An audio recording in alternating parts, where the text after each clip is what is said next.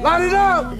What's going on here? Old John actually ordered his men to set his own ranch on fire. The ranch was his lifeblood, and you could tell his heart was bleeding as he watched. At that moment, he made up his mind. He would hunt down the mastermind and make a blood sacrifice to Yellowstone. It all started just the day before, when the ranch was suddenly showered with an abnormal amount of feed from above. The cattle naturally didn't pass up free food. The next morning, as usual, Kay was making his rounds on the ranch when he spotted something strange. A bull that looked like it was about to give birth. Realizing something was wrong, the men quickly went to check. Rip pulled out a small knife and made a tiny cut, and the scene that followed was like a fountain bursting open. It was clear the bull had bloating.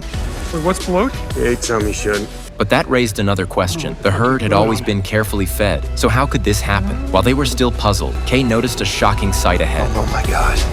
Overnight, the entire herd had died. When old John heard the news, he rushed over. With his experience, the old cowboy quickly found the cause. Mustard weed had appeared on the ranch. If the cattle ate it and didn't get immediate treatment, they would bloat and die. There was no evidence left on site, but old John already had a suspect in mind. Soon, the sheriff and his men arrived at the scene. They found no tire tracks nearby, and the fence was too far for anyone to throw things over by hand. The only possible way was by dropping it from a plane. Old John suspected Daniel for two reasons.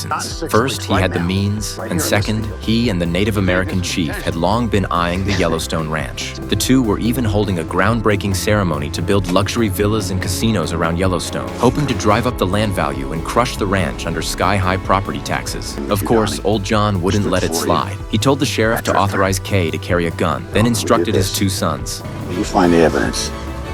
When he does, you drag him by the hair back to me.